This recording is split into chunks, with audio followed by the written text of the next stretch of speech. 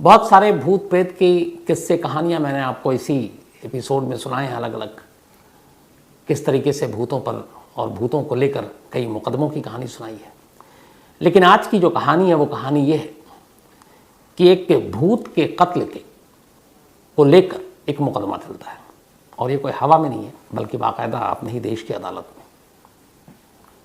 और ये मुकदमा लोअर कोर्ट में जाता है, वहाँ फैसला सुनाया जाता है। इसके बाद उस फैसले को चैलेंज किया जाता है, हाई कोर्ट में पहुँचता है, और फिर हाई कोर्ट में भी इस मुकदमे की सुनवाई होती है, और फिर हाई कोर्ट भी अपना फैसला सुनाती है। अब सवाल है, जो चीज़ दिखाई सुनाई न दे, ऐसे भूत के कत्ल का मुकदमा क्यों कर और कैसे चलाया जा सकता है? क्या किसी भूत का भी कत्ल हो सकता है? और क्या किसी भूत के कत्ल के लिए किसी इंसान पर मुकदमा चलाया जा सकता है? ये सारी बहस की बातें हो सकती हैं, लेकिन जब आप पूरी कहानी सुनेंगे तब आप इन चीज़ों को समझ जाएंगे। ये बात है 1958 की, 1958, और कहानी है उड़ीसा की। उड़ीसा में एक जगह है, बालासोर डिस्ट्रिक्ट में एक गांव है, रस गोविंदपुर।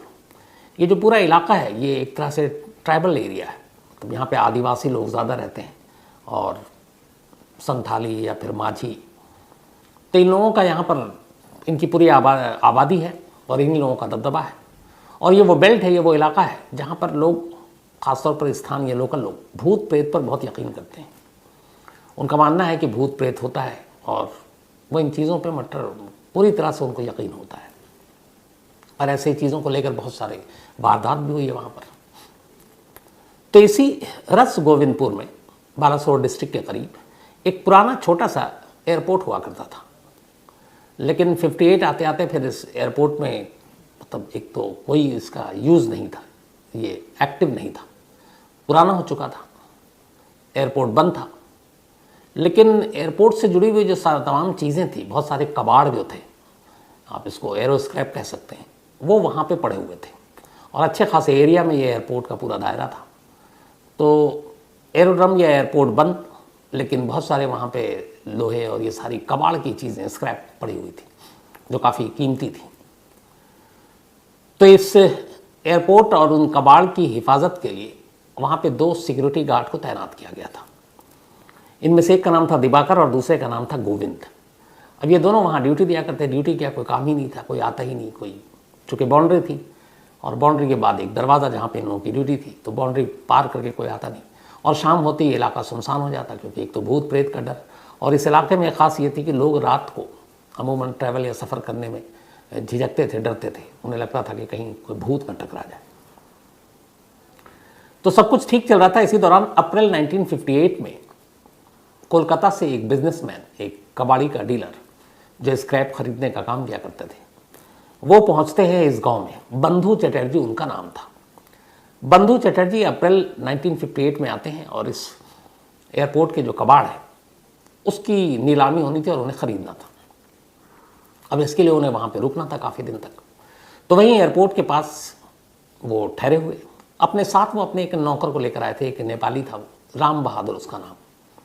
राम बहादुर उनका वफादार था, लेकर वो आए, और अब वहीं पर वो बिज़नेस की डील हो रही है, और कुछ दिन उन्हें वहाँ रहना है। मई का शुरुआती हफ्ता, बल्कि 20 मई की तारीख आ गई, 20 मई 1958। बंधु चटर्जी वहीं एयरपोर्ट के बाहर एक चाय की टपरी थी, दुकान थी, वहाँ बैठे हुए थे राम बहादुर के साथ, और साथ में दिवाकर भी था, और दूसरा जो गार्ड था गोविंद, वो भी था। ये बैठे हुए थे, तभी वहाँ पे बैठ के गप्पे मार रहे थे, चाय पी रहे थे। लेकिन इसके बाद अचानक इन्होंने देखा कि एक शख्स वहाँ पर आया, और वो उसी लोकल गांव का था वो शख्स। और वहाँ पर आने के बाद उसने कहा चाय वाले से, एक तो चाय पी, और फिर कहा कि आज की रात जो है मैं यहीं इसी दुकान पर रुकूंगा और अपने गांव नहीं जाऊंगा। अब इस शख्स का नाम था चंद्र मांझी। रात करीब 9 बजे आया चाय की दुकान पर। उसके बाद इसने कहा कि अब मैं सुबह ही अपने गांव जाऊंगा। तो इसकी बात ये सुनकर जो बंधु चटर्जी और ख़ास तौर पर जो राम बहादुर, उसे बड़ा अजीब लगा। उसने पूछा, क्यों नहीं जाओगे यहाँ रात को, क्या क्यों रुकोगे, यहाँ है क्या? तो उसने कहा, नहीं मैं रात को नहीं जा सकता, रास्ते में भूत मिल जाएगा मुझे। तो ये लोग हंसे, कैसे कैसे मिल जाएगा? उसने कहा, हाँ रात को भूत मिलता है। अब ये बात तो उसने कह दिया। उसके बाद वो वहीं दुकान पर बैठा रहा। जो चाय की दुकान है वो दुकान कृष्णचंद्र की थी। थोड़ी देर के बाद बंधु चटर्जी ने कहा कि हमें भूत देखना है। तो भूत होता कैसा है? राम बहादुर, उसे भी भूत देखना था। उसने कहा मुझे भी भूत देखना है, लेकिन कृष्णचंद्र जो चाय वाला, उसने मना कर दिया, बोला कि ये खतरा है, खतरनाक हो सकता है। जो चंद्रमांझी आया था, जिसको उस गांव में रात को जाना ही नहीं था, अपने ही गांव में, उसने भी कहा मैं नहीं जाऊंगा। अब चटर्जी ने काफ़ी फोर्स किया। उन्होंने कहा एक बार भूत देखने और हम सब साथ चलेंगे तो कोई डर की तो बात है नहीं, थोड़ी दूर तक चलते हैं, चल के देखते हैं तुम्हारे गांव के रास्ते में कहीं भूत मिलता है कि नहीं। आखिरकार चाय वाला कृष्णचंद्र तैयार हो गया और वो जो गांव का शख्स चंद्रमांझी था वो भी तैयार हो गया। अब वो दोनों और साथ में बंधु चटर्जी और राम बहादुर, ये 4 लोग देर रात दुकान से निकलते हैं भूत देखने के लिए। अब वो जो पूरा एयरपोर्ट का हिस्सा था, उसके इर्द गिर्द में फुटपाथ बने हुए थे और वहाँ पे लाइट भी लगी हुई थी, सरकारी लाइट, स्ट्रीट लाइट। इत्तेफाक से 20 मई 1958 की उस रात बहुत तेज़ हवा चल रही थी। ये लोग अपना आगे बढ़ते रहे भूत की तलाश में कि कहीं रास्ते में, जिस वजह से मांझी गांव नहीं जा रहा, कोई भूत मिलेगा।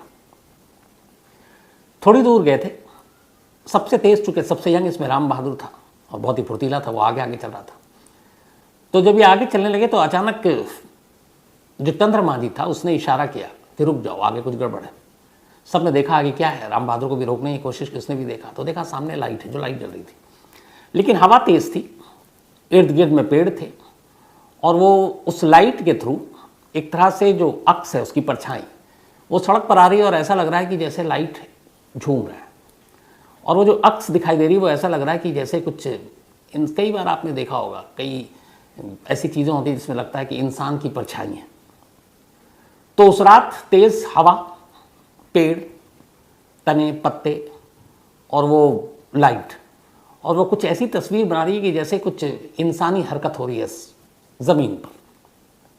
एक तो जहन में ये कि भूत देखने जाना है, रात का वक्त, माहौल वैसे ही, और फिर पूरे इलाके में ये मशहूर है कि यहाँ भूत रात को ही मिलता है, लोग घर से निकलते नहीं। और दूसरा, अब ये लाइट के साथ तेज़ हवाएं और ज़मीन पर वो इंसानों का अक्स कभी उभरे कभी गायब हो। ये देखते ही राम बहादुर को लगा कि ये भूत है। अच्छा, पीछे के लोगों को भी लगा। इस दौरान में उस रोशनी के पीछे सचमुच कुछ इंसानों की परछाइयाँ भी नजर आ रही हैं, पर वो परछाइयाँ हिल डुल रही हैं। अब सबको लग गया कि ये भूत है। ऊपर से जो वो लोकल शख्स चंद्रमांझी, उसने कहा कि मत जाओ, ये भूत है। लेकिन अब सबसे आगे आगे राम बहादुर था। राम बहादुर लगभग उस रोशनी के करीब पहुंच गया और उसने इन परछाइयों को देखा हिलते डुलते, और उसे लगा कि सच में ये भूत है। उसके पास अपनी एक खुखरी थी, ट्रेडिशनल, राम बहादुर के पास। उसने वो खुखरी निकाली और अब वो हवा में उन परछाइयों के हिलती जुलती उसने खुखरी घुमानी शुरू कर दी बेहद तेज़ी से, और वो खुद भी चीख रहा है। मतलब उसके ऊपर दहशत है कि ये सारे भूत प्रेत हैं, और वो खुखरी घुमाए जा रहा है उन परछाइयों पे। इस दौरान में पीछे से ये तीनों भी पहुंच गए, बंधु चटर्जी और इसके अलावा कृष्णचंद्र और मांझी। अब वो चला रहा है, ये पीछे पहुंचे, तब तक कृष्णचंद्र करीब चला गया। एक उसने खुखरी घुमाई तो वो कृष्णचंद्र को लग गई। कृष्णचंद्र घायल हो गए। फिर वो जोर से चीखा, तुम क्या कर रहे हो, मैं हूँ, भूत नहीं हूँ। तब तक राम बहादुर को लगा कि अच्छा ये तीनों हमारे। उसने खुखरी घुमानी बंद कर दी। जब बंद कर दी उसके बाद भी कुछ सिसकियों की और चीखने की आवाज़ आ रही। अब ये लोग और घबरा गए। वो किस महिलाओं की आवाज़ थी। अब इन्होंने चारों तरफ देखा कि ये क्या मामला है, सच में भूत है। अब उन्हें अजीब अजीब, एक तो स्ट्रीट लाइट, उसके अलावा कुछ पेड़ वेड़ के बीच में से रोशनी दिखाई दे रही है। अब उन्हें लगा ये सब भूत हो सकता है। लेकिन फिर वो जब सिसकियाँ आ रही हैं, चीख रही हैं, वो करीब गए तो पहले तो डरे, फिर अचानक नज़र पड़ी, देखा कुछ औरतें, और वो उसी गांव की औरतें। ये लोग रात को लालटेन लेकर वहाँ पहुँची थीं, और इनका महीने के कुछ ख़ास दिनों में एक काम हुआ करता था इन महिलाओं का कि वो लालटेन लेकर निकलती और ज़्यादा दूर नहीं जाती और महुआ के फूल को तोड़ने की कोशिश किया करती थी। एक तरफ गांव में ये कि रात को निकलने पे भूत पकड़ सकता है, लेकिन दूसरी तरफ ये थी कि कुछ ऐसे दिन हैं जहाँ पे ये महिलाएं लालटेन लेकर, शायद वो ज़्यादा बहादुर, तो वो फूल तोड़ने के लिए निकला करती थी। और उस रात भी कुछ महिलाएं लालटेन हाथ में लेकर वहाँ महुआ का फूल तोड़ रही थी। और अचानक राम बहादुर आया और उसे रोशनी की परछाई और हिलते पेड़ पत्ते, उससे लगा कि ये भूत है। तो जब वो खुखरी घुमा रहा था तो कृष्णचंद्र के अलावा एक खुखरी एक महिला को भी जा लगी। उस महिला को खुखरी लगी। महिला घायल हो गई। अब जब इन लोगों की नज़र पड़ी तब इन्हें असलियत पता चली, फ़ौरन सब उठाकर महिला को अस्पताल ले गए, लेकिन सुबह होते होते महिला ने दम तोड़ दिया, उसकी मौत हो गई। अब जब मौत हुई तो मामला पुलिस तक गया, पुलिस ने पूरी कहानी पूछी, हर एक ने सच बोला, चाहे वो बंधु चटर्जी हो, चाहे कृष्णचंद्र हो या मांझी हो। खुद राम बहादुर उसने कहा कि मैं गया और मुझे लगा भूत है और मैंने खुखरी घुमानी शुरू कर दी हवा में, और मुझे अंदाज़ा नहीं है तो कृष्णचंद्र को ही लग गया चाय वाले को, और दूसरा उस महिला को कब लगा, पर मेरा मकसद और इरादा नहीं था। लेकिन एक इंसान का कत्ल हुआ था और एक ज़ख्मी हुआ था, केस तो बनना था, केस बना और राम बहादुर को गिरफ्तार कर लिया पुलिस ने। इसके बाद चार्जशीट तैयार हुई। अब लोअर कोर्ट में यह मामला पहुंचा। जब लोअर कोर्ट में यह मामला पहुंचा तो एक अजीब मुकदमे की अब सुनवाई शुरू हुई। सरकारी वकील का कहना था कि राम बहादुर ने एक इंसान का कत्ल किया है और इसलिए आईपीसी के सेक्शन 302 के तहत जो सज़ा है उसको मिलनी चाहिए। राम बहादुर के वकील ने कहा कि बेशक राम बहादुर के हाथों से कत्ल हुआ है, लेकिन यह कत्ल अनजाने में हुआ है और जिस वक्त यह कत्ल हुआ उस वक्त वो अपने होशो हवास में नहीं था, वो बुरी तरह डरा हुआ था भूत को लेकर, और भूत से खुद को बचाने के लिए वो चारों तरफ हवा में खुखरी घुमा रहा था। और ऐसी एक खुखरी कृष्णचंद्र को लगी, लेकिन वो बच गया, लेकिन दूसरी खुखरी उस आदिवासी महिला को लगी और उसकी मौत हो गई। तो ये जानबूझ कर किया गया कत्ल नहीं है, इसलिए उनके मुवक्किल को माफ़ किया जाए। लेकिन इस पर लंबी बहस हुई कि ऐसा कैसे हो सकता है, दोनों तरफ से दलीलें दी गई, सब कुछ हुआ। आखिर में लोअर कोर्ट ने अपना फैसला सुनाया और उसने इस दलील को मान लिया कि राम बहादुर के हाथ से यह कत्ल अनजाने में हुआ है। चलो उसके लिए कुछ थोड़ी बहुत सज़ा, लेकिन कोर्ट ने कहा कि नहीं, इसे कोई सज़ा नहीं मिलनी चाहिए और इसको सीधे सीधे रिहा कर दो, क्योंकि इसने कत्ल की नीयत से कत्ल किया ही नहीं था। अब लोअर कोर्ट ने रिहा कर दिया। उधर आदिवासी महिला जिसका कत्ल हुआ उसके घर वाले नाराज़ हो गए। फिर पुलिस को भी लगा कि ये क्या मामला है, तो पुलिस ने भी, उड़ीसा पुलिस ने भी उड़ीसा के हाई कोर्ट में इस लोअर कोर्ट के फैसले को चुनौती दे दी। अब जब चुनौती दी तो वहाँ ये एक अजीब मुकदमा आया, एक ऐसा मुकदमा कि एक भूत के नाम पर एक इंसान का कत्ल हुआ है और जिसने कत्ल किया उसे लोअर कोर्ट ने सब कुछ, गवाही है वो एक्सेप्ट कर रहा है, विटनेस जितने हैं वो भी सब मान रहे हैं, बता रहे हैं, उसके बावजूद मतलब यहाँ ये भी नहीं कि सबूत नहीं, वो जो खुखरी जिससे कत्ल हुआ वो खुखरी भी पुलिस के पास है, हर चीज़ पुलिस के पास मौजूद है, सबूत, गवाह, चश्मदीद, लेकिन फिर भी अदालत ने छोड़ दिया। अब हाईकोर्ट के पास जब ये मुकदमा पहुंचा तो हर एक मानकर चल रहा था कि हाईकोर्ट का फैसला बेहद सख्त होगा। हाईकोर्ट में अब बहस शुरू हुई और हाईकोर्ट की बहस लंबी चली। अदालत ने पूरी कहानी सुनी, लोअर कोर्ट के फैसले को सुना और उसके बाद मामला 302 से शुरू होकर आकर ठहर गया आईपीसी सेक्शन 79। अब सारा केस का फैसले का जो दारोमदार था वो आईपीसी 79 पर आकर रुक गया। अब आईपीसी 79 302 के केस में क्यों और इसका मतलब क्या है, पहले तो आईपीसी 79 ये कहता है हमारा इंडियन पिनल कोड का कि अगर आपको फैक्ट्स की जानकारी नहीं है, अगर आप किसी हकीकत से वाकिफ़ नहीं है, तथ्यों के बारे में आपको पूरी सच्चाई नहीं मालूम है और आपके हाथों कोई जुर्म हो जाता है तो आपको माफ़ किया जा सकता है। यहाँ पे ये भी है कि दो चीज़ें हैं इसमें, एक ये भी कहा जाता है कि अगर आपको कानून की जानकारी नहीं है तो फिर आपको माफ़ नहीं किया जाएगा, लेकिन अगर आपको फैक्ट्स और तथ्यों की जानकारी नहीं है और उस सूरत में कोई क्राइम करते हैं तो आपको माफ़ किया जा सकता है। अब ऐसा क्यों? तो बहुत सारे ऐसे कानून हैं जिसके बारे में हम, आप या और लोग नहीं जानते। चलिए, एक देश, एक शहर, एक स्टेट, बहुत सारे कई अपने अपने भी कानून होते हैं। तो अब इंडिया के बहुत सारे कानून हैं कि यहाँ क्या है क्या नहीं है। विदेशों में आप जाएंगे तो बहुत सारे कानून बदल जाते हैं। जैसे इंडिया में आपको गांजा एक ड्रग्स में आता है जिसके लिए आपको सज़ा हो सकती है, पर यूएस में नहीं है। यूएस में गांजा या बीट जो है वो, उसको लेकर कोई ऐसा कानून नहीं है कि आपको गिरफ्तार कर लिया जाएगा। तो अब अगर आप, लेकिन कोई सपोज अमेरिकी इंडिया आता है और यहाँ आकर वो गांजा पीना शुरू कर देता है, बीट लेता है और पुलिस पकड़ लेती है और फिर कहता है कि सॉरी हमें तो यहाँ के कानून के बारे में जानकारी नहीं, तो क्या उसे माफ़ किया जाएगा? बिल्कुल नहीं। यहाँ ये कहा जाता है कि कानून के बारे में आपको जानकारी होनी चाहिए, खासकर ऐसी चीज़ें जो थोड़ी सी मतलब नाजुक चीज़ें हैं, जिसमें आपको लगता है कि क्या ये सही है या गलत है। जब आपके दिमाग में ये सही और गलत की चीज़ें आ रही तो फिर आपको फैक्ट्स मालूम होना चाहिए, आपको जानकारी कानून की होनी चाहिए। अब ये बड़ा साबित करना मुश्किल हो जा सकता है कि किसको कानून की जानकारी थी या नहीं। कई लोग बच सकते थे, कोई भी कुछ कर देते और कहते हमें तो कानून के बारे में पता ही नहीं था इस देश का, हमसे इसलिए गलती हो गई। तो ऐसे में फिर बहुत सारे लोगों को बेनिफिट मिल जाता और वो बच जाते। तो इसीलिए बाकायदा हमारे कॉन्स्टिट्यूशन में, संविधान में और हमारे कानून में दो चीज़ें बड़ी साफ हैं। एक कि अगर किसी शख्स को फैक्ट्स, सच्चाई, हकीकत उसकी जानकारी नहीं है और उसके हाथों को जुर्म हो गया है, फिर भी उसे माफ़ किया जा सकता है, उसे माफ़ करने के बारे में सोचना चाहिए।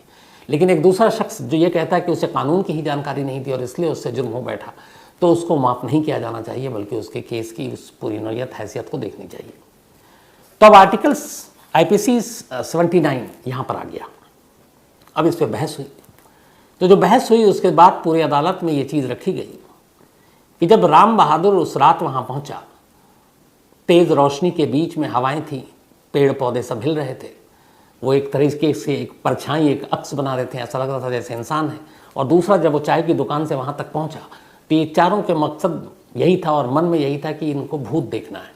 तो वो पूरा जो एक सीन था वो ये था कि बस भूत ही भूत है और दिमाग में वही भूत हावी था। तो जब ये पहुँचे और वहाँ इन्होंने इस तरह की परछाई देखी तो राम बहादुर को लगा कि ये भूत है, क्योंकि पहले से उसके दिमाग में ही बैठा हुआ था। और इसी के बाद उसने खुखरी निकाली और भूतों पर हमला करना शुरू कर दिया। उसे लगा कि वो उस परछाई की जगह उन भूतों को मार रहा है। और इसी बीच वो खुखरी उस औरत को लग गई और उसकी जान चली गई, जो वहाँ पर ऑलरेडी थी और जिसके बारे में इन लोगों को पता ही नहीं था और इन्होंने देखा नहीं था। तो यहाँ पे जो फैक्ट्स था, जो तथ्य थे, वो ये थे कि वो भूत मानकर चल रहा था और भूत पर हमला कर रहा था, न कि किसी इंसान पर। तो जब ये IPC सेक्शन 79 की बात आई और उसके बाद अदालत ने वो सारी कहानी सुनी, तो फिर हाई कोर्ट का एक ऐतिहासिक फैसला आया और हाई कोर्ट ने कहा उस रात जो भी हुआ वो सब कुछ भूत के लिए हुआ था, भूत के साथ हुआ था। खोखरी निकली भूत के लिए। ये चारों चाय की दुकान से निकलकर ढूंढने गए थे भूत को। इन सब के दिमाग में भूत हावी था और इन्हें उन रोशनी और परछाइयों से लगा कि भूत ही है। तो इसलिए खुद को, अपनी जान बचाने के लिए, उस दहशत से उबरने के लिए राम बहादुर ने अपनी खुखरी से भूत पर हमला किया। लेकिन यह हमला एक इंसान पर हो गया और एक महिला की जान चली गई। इसीलिए उसे फैक्ट्स, तथ्य और सच्चाई पूरी तरह से नहीं मालूम था। लिहाजा जो लोअर कोर्ट का फैसला था वो सही था और राम बहादुर के खिलाफ आगे कोई मुकदमा न चले, उसे इस केस से बरी किया जाए। और उड़ीसा हाई कोर्ट ने राम बहादुर को बरी कर दिया। तो एक इंसान का कत्ल एक इंसान के हाथ से हुआ, लेकिन एक इंसान की जान चली गई, पर दूसरे इंसान को बचाया किसने? एक भूत ने। तो एक भूत के कत्ल का, एक तरह से इस पूरे मामले को एक भूत के कत्ल का मुकदमा का नाम दिया गया, क्योंकि वो भूत को मार रहा था लेकिन मरा इंसान।